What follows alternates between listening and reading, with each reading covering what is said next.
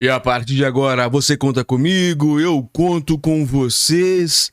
E nós todos vamos contar com a Rádio El aqui no programa Somando, o nosso clube de matemática na rádio.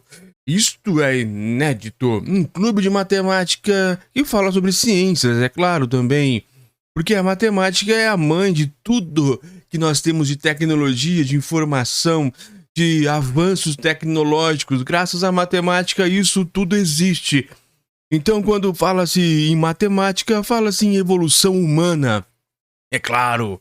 E para vocês aqui da Rádio El, muito obrigado pela sua audiência. Muito obrigado aqui a todos que deixam mensagem lá no @uelfm, tanto no Facebook, também no Instagram. Nesses dois você encontra a Rádio El e lá você pode deixar o seu recado, pode, mesmo que uma publicação diferente, aleatória, sobre outro tema que não seja o Somando, você deixa lá e vai acabar chegando aqui conosco e nós vamos ler e ficar muito felizes. Daqui uns dias eu quero fazer a interação aqui com os nossos ouvintes e entender as perguntas, trazer ouvintes aqui na Rádio El para conversar conosco sobre ciências, química, matemática, física, que é o meu curso amado. Isso é muito bom. Obrigado por estar conosco. E hoje dois temas, na verdade é um tema principal, que é nós vamos fazer uma alusão, uma honra falar sobre isso, que é sobre as mulheres. Dia 8 foi Dia das Mulheres, 8 de março, Dia Internacional das Mulheres. Todos os dias é dia, toda aquela situação é verdade, concordo plenamente, não tem como discordar que todos os dias são é dia de reverenciar, é dia de olhar e não dizer que é sexo frágil. Isso é passado. Mas um sexo igual, um gênero igual ao homem, como todos os outros gêneros que você escolher, não tem nenhum problema também. Você escolhe o gênero que você quer viver, a vida é sua e você vive do jeito que você quiser. Apenas as mulheres que, há um tempo atrás, foram muito maltratadas, foram ditas como menosprezadas pelos homens. E olha, a primeira entrevista que eu vou ler aqui, que é sobre o Dia dos Professores, mas como que surgiu ali a situação, porque veio de um decreto imperial. Você sabia que existe um decreto imperial que inspirou a data do Dia dos Professores, que não é 8 de março, não.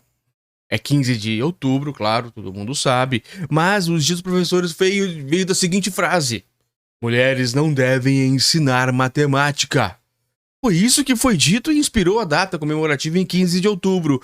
Mas como vem dessa formação que mulheres não devem ensinar matemática, isso é uma falsa...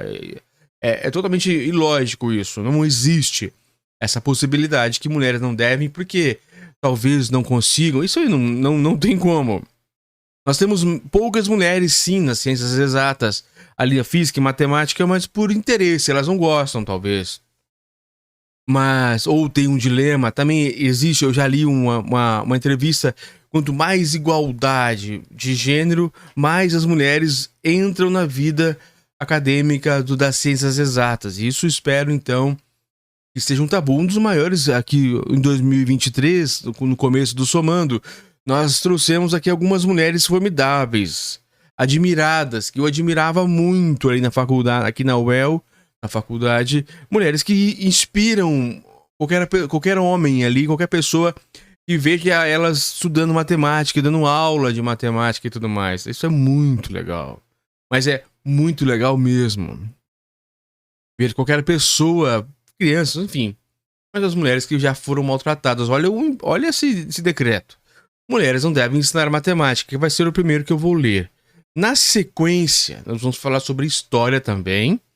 Mas uma história mais marcante ainda do que esse decreto, que é a história desconhecida das 6 matemáticas que programaram o primeiro supercomputador. Sim, foram mulheres que programaram o primeiro supercomputador, e é uma história que envolve a Segunda Guerra, em razão das bombas ali, que eles queriam jogar as bombas em alguns locais e tinham que fazer essas somas, e somente as mulheres conseguiam fazer essa soma. Essa é um cálculo gigantesco, então eles criaram um supercomputador. Sim, é claro, hoje não é nada, não é menos que uma calculadora simples aí que você tem. Mas para a época era um supercomputador, né? Fazia contas ali, fazia estatísticas, algumas coisas desse jeito que nós vamos ler daqui a pouco. Então, primeiro nós vamos falar sobre o Dia dos Professores, que se encaixa também em razão do decreto que proibia as mulheres de serem professoras, de ensinarem matemática. Ridículo, é ridículo, mas tem que se dizer, para mostrar que a luta das mulheres, desse Dia Internacional das Mulheres, e todos os outros dias que elas lutam muito para ter igualdade, isso é muito legal, muito bom mesmo, que continuem assim. E também a história das 6 matemáticas que programaram. Então é um especial aqui para as mulheres, mas também os homens têm que entender e ouvir isto, que é muito interessante. E tudo que é interessante está aqui no Somando, o nosso clube de matemática. Vamos lá, então, começando a ler. É uma reportagem do Edson Veiga, de Milão, da BBC Brasil. Não é tão nova, é de 2019, mas vale. Claro, a história não mudou. No Brasil, 15 de outubro é dia do professor. A data relembra um decreto imperial de 1827, documento que criou o ensino público no país. Olha, daí tudo bem, nós estamos falando aqui sobre as mulheres. Você vai entender aqui. Tá falando de 15 de outubro, como eu enfatizei agora há pouco, mas vai valer pro 8 de março e pro Dia Internacional das Mulheres. Continuamos a leitura. O 15 de outubro faz alusão à criação das classes de primeira letras no Brasil. Afirma a historiadora Kátia Budi, professora de Faculdade da Educação da Universidade de São Paulo. Mas as comemorações só tiveram início no século XX. Ficava na Rua Augusta, 1520, em São Paulo, o Ginásio Caetano de Campos. Apelidado de Caetaninho já desde 1894, existia a Escola Caetano de Campos. Na época ainda era no endereço da Praça da República. Ali, um grupo de professores teve a ideia de interromper o ano letivo com um dia de folga e uma pequena comemoração em que houvesse reconhecimento pelo trabalho realizado. Sugeriram o 15 de outubro, oportunamente equidistaste dos períodos de férias escolares e significativamente importante para a educação no Brasil por causa do Decreto Imperial de 1827. Aos poucos a ideia pegou, outras escolas começaram a fazer o mesmo, até que 14 de outubro de 1963, o então presidente João Goulart assinou o decreto número 52.682 e criou o feriado escolar do Dia do Professor no Brasil. A educação imperial. Mas, afinal, o que era essa tal lei de 1827? Prestem atenção como as mulheres foram subjugadas. A lei foi uma tentativa de organizar a educação no Brasil, resume o historiador Diogo Amaro de Almeida, pesquisador do Centro Salesiano de Pesquisas Regionais. O imperador acaba propondo um projeto de educação que tinha em sua base a promoção do próprio Brasil. Entretanto, devido ao momento e às condições materiais do país, o cumprimento integral da lei foi algo complicado de ser resolvido. Em 17 artigos, o imperador Dom Pedro I, que nasceu em 1798 e faleceu em 1834, mandou criar escolas de primeira letras em todas as cidades, vilas e lugares mais populosos do Império. Dom Pedro, por graças de Deus e unânime aclamação dos povos, imperador constitucional e defensor perpétuo do Brasil, segundo ele dizia. Conforme relata o documento, decreto em que todas as cidades, vilas e lugares mais populosos haverão as escolas de primeira letras que foram necessárias. Mais do que uma lei relacionada à educação ou ensino, foi uma lei que definiu a instrução pública no Brasil, comenta o pesquisador Vicente Martins, professor da Universidade Estadual do Vale do Aracaú. A lei apresentava alguns pontos bastante curiosos. O artigo 3º, por exemplo, estipulava que os professores deveriam ter salários anuais de R$200 mil a R$500 mil, com atenção às circunstâncias da população e carestia dos lugares, pontua o decreto. Eu realizei alguns cálculos com a ajuda de economistas para tentar ajustar estes valores aos tempos atuais e concluí que esse intervalo de salários equivale hoje a um ordenado mensal de R$ 1.400 a R$ 3.500, conta Martins. Isto significa que, quase 2 séculos depois, considerando o salário base da profissão do professor, pouco avançamos nesse aspecto. É quase a mesma coisa, realmente. A variação da faixa salarial era justificada pelas condições econômicas de onde a escola estivesse situada, conforme explica o escritor e historiador Paulo Resulti, biógrafo de figuras do período imperial do Brasil, quanto mais pobre fosse a localidade, mais próximo de R$200 mil seria, e o ordenado anual, quanto mais rica, mais próximo dos R$500 mil. Mas tem uma outra questão que é interessante, aponta resultado pela Constituição Imperial, que institui o voto censitário, o professor podia votar. A Constituição de 1824 permitia a só quem tivesse renda líquida de R$200 mil por ano participar de 12 dos estágios das eleições brasileiras, que eram feitas de maneira indireta. De acordo com o decreto, os professores ensinaram a ler e escrever as quatro operações de aritmética, a prática de quebrados decimais e proporções, as noções mais gerais geométricas práticas, a gramática da língua nacional e os princípios da moral cristã e da doutrina da religião católica e apostólica romana. Na época, o Estado ainda não era laico, vale ressaltar. O mesmo artigo também faz parte da recomendação, preferindo para as leituras a Constituição do Império e a História do Brasil. Aqueles que quisessem se tornar professores precisavam passar por uma espécie de concurso público.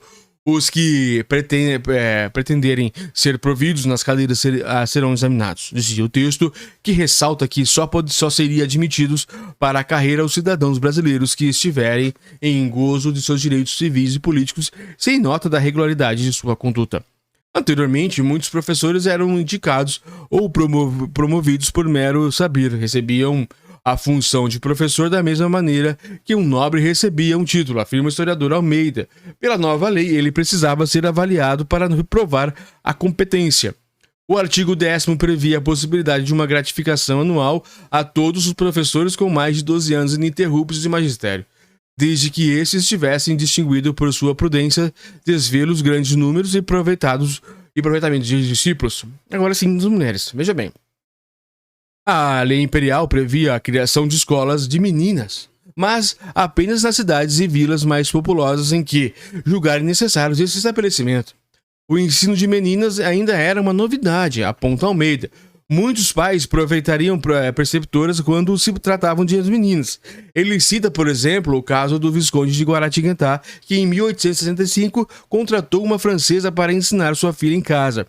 E mesmo assim, a contragosto, porque para ele, instrução de meninas é o casamento, cita o pesquisador. Isso naquela época, claro, né? Isso aí é um absurdo, mas infelizmente a história não se muda mais. A gente só transforma daqui para frente.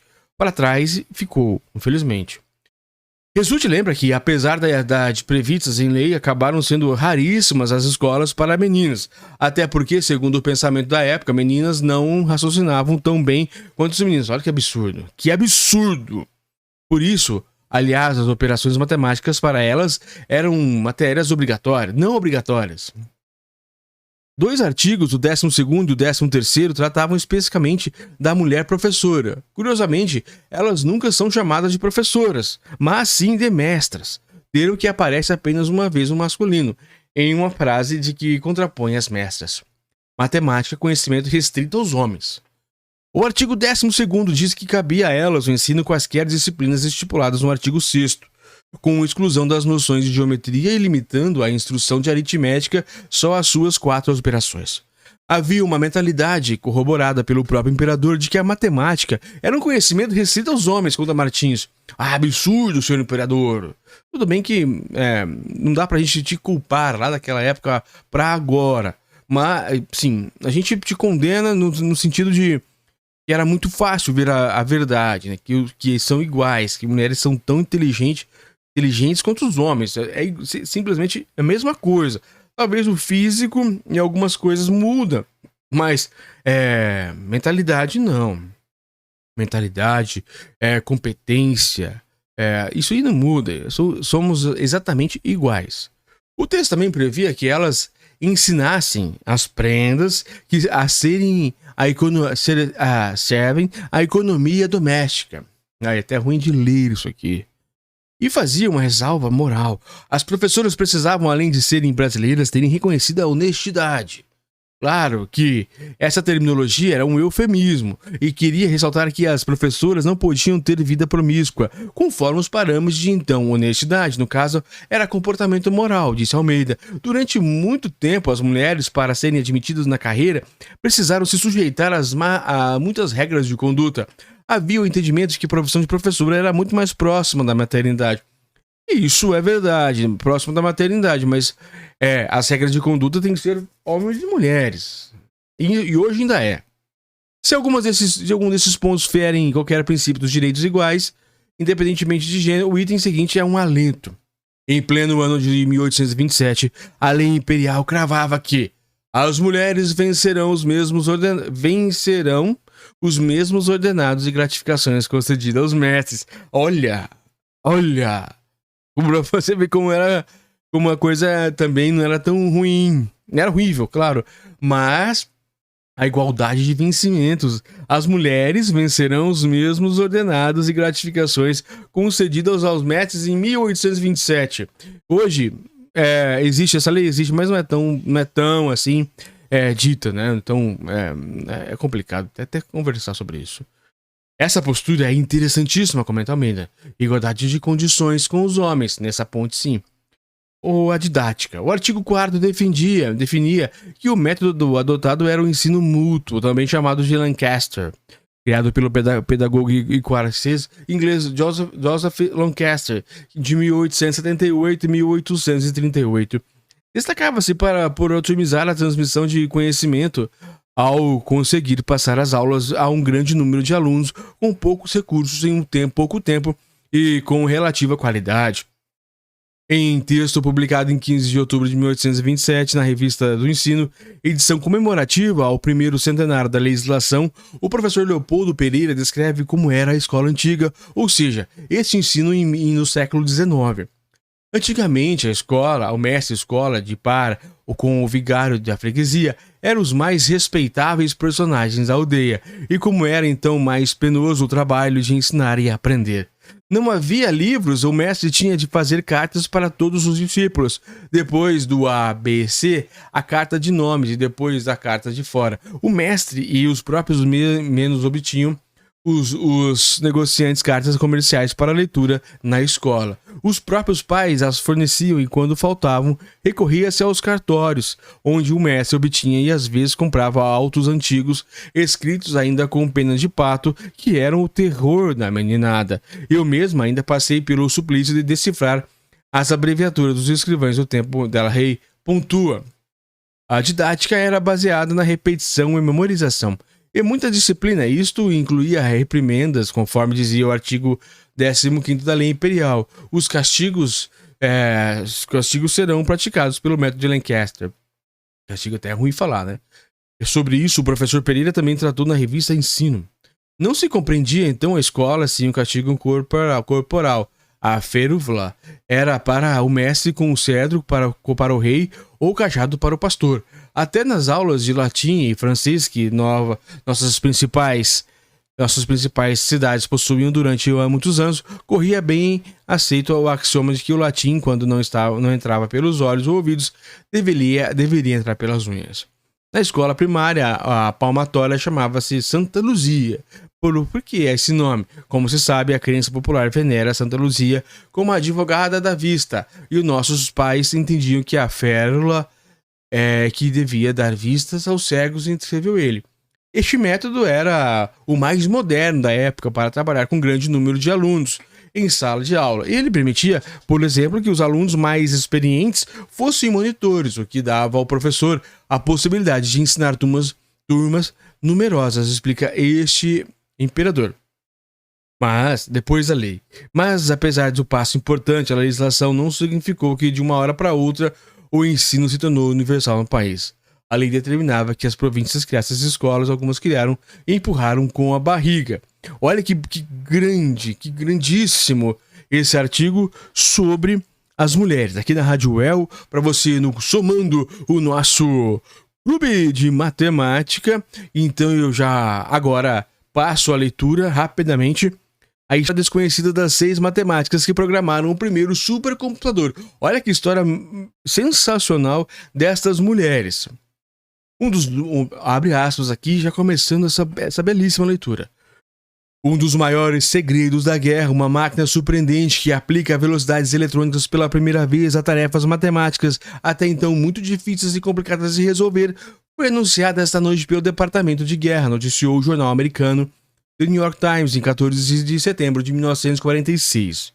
O artigo falava sobre o ENIAC, Electronic Numeral Integration and Computer, ou Computador Integrador Numérico Eletrônico. O primeiro computador digital eletrônico programável de uso geral. Ele seria uma espécie de tataravô do dispositivo em que você está lendo ou então ouvindo esta reportagem agora. O artigo detalhava que foi inventado e aperfeiçoado por jovens de Moore School Electrical Engineering. O John Wick McCauley, de 38 anos, físico e meteorologista amador, e o sócio Presper Ecker Jr., de 26 anos, um engenheiro de projetos.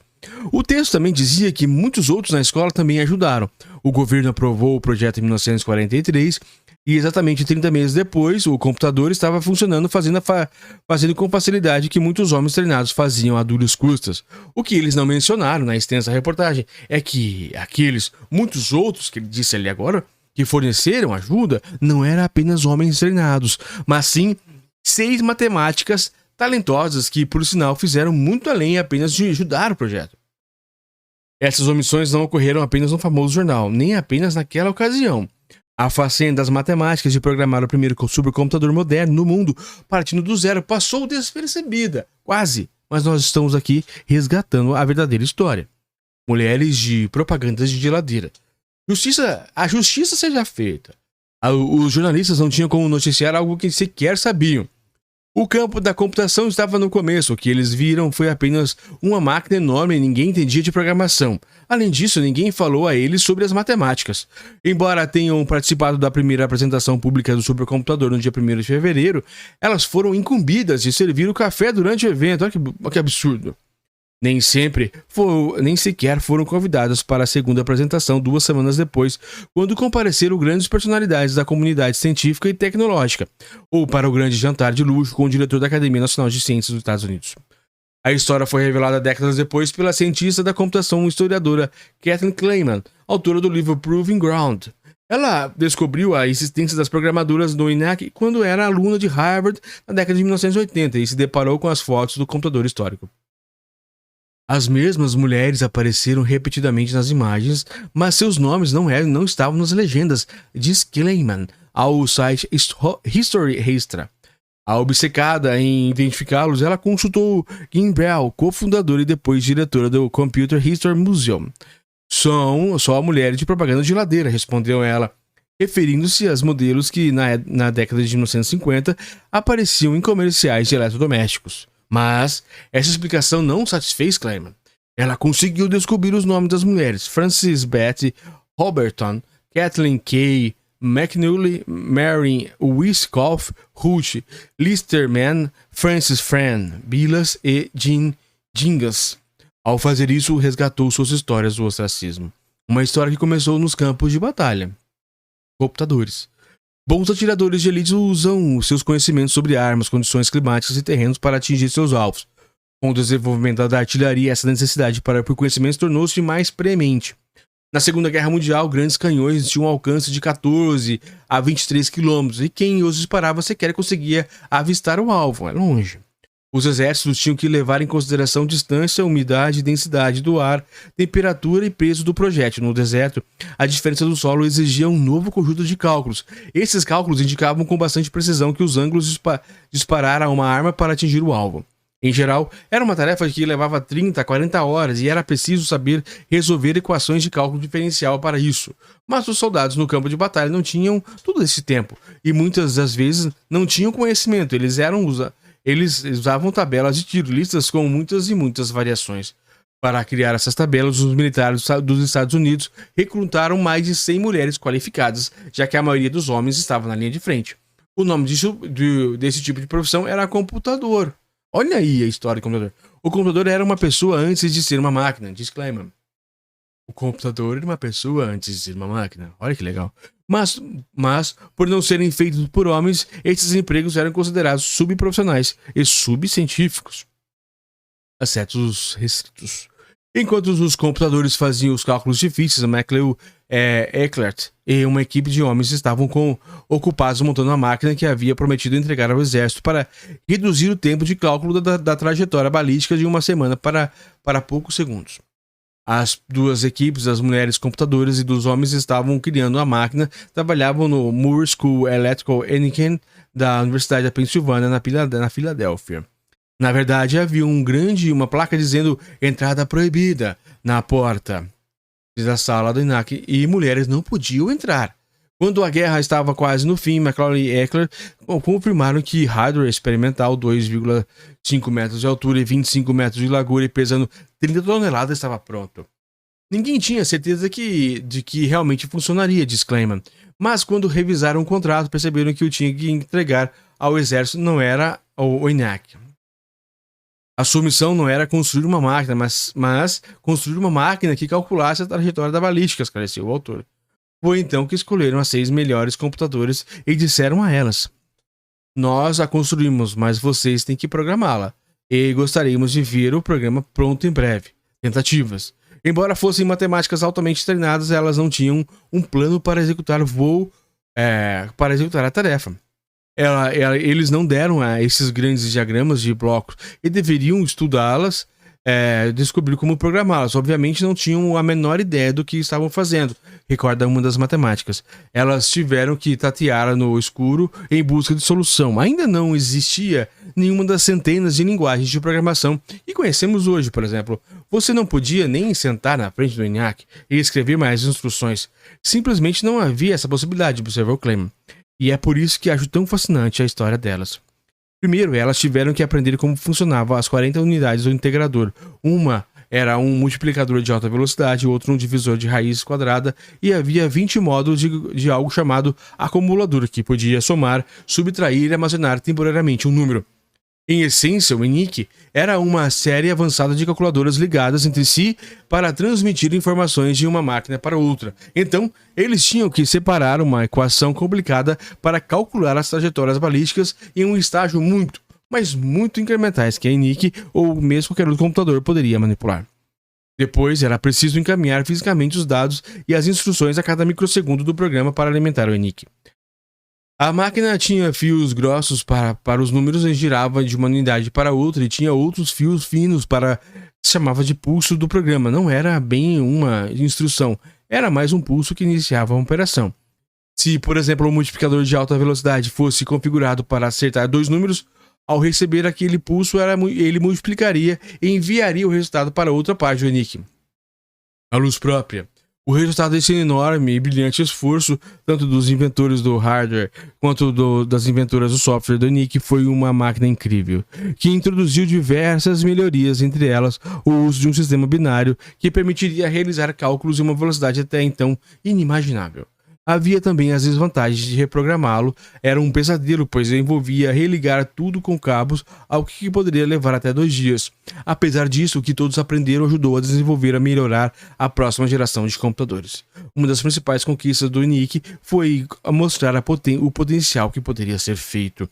McCloud e Eckler ficaram famosos e foram creditados com a criação do pleno funcionamento do que a imprensa chamou de o grande cérebro, o cérebro eletrônico e o Einstein mecânico. As 6 matemáticas do ENIAC foram apagadas dessa história, mas continuaram a contribuir com avanços tecnológicos. Se você é a primeira em um campo, não há ninguém que possa dizer que você não pertence a ele, diz Kleiman. Cada uma delas deixou sua marca na vanguarda da computação. Betty Robertson, por exemplo, criou o primeiro código de instrução, inventou a primeira rotina de classificação, o material que permite classificar as coisas no computador e o primeiro pacote de software. Em 1959, ela era chefe do ramo de pesquisa de programação do Laboratório de Matemática Aplicada no David Taylor Model Basin. Trabalhou em Graham Hopper na linguagem de programação e COBOL e inventou o teclado numérico. Olha que legal! Somando o nosso clube de matemática sobre as 6 matemáticas, sobre um especial do Dia Internacional da Mulher. Todo dia é Dia da Mulher, mas hoje, essa data, eu escolhi aqui para fazer essa leitura que foi simplesmente sensacional. Muito obrigado a todos, forte abraço, eu conto com você, você conta comigo, nós contamos com a Rádio El, somando o Clube de Matemática.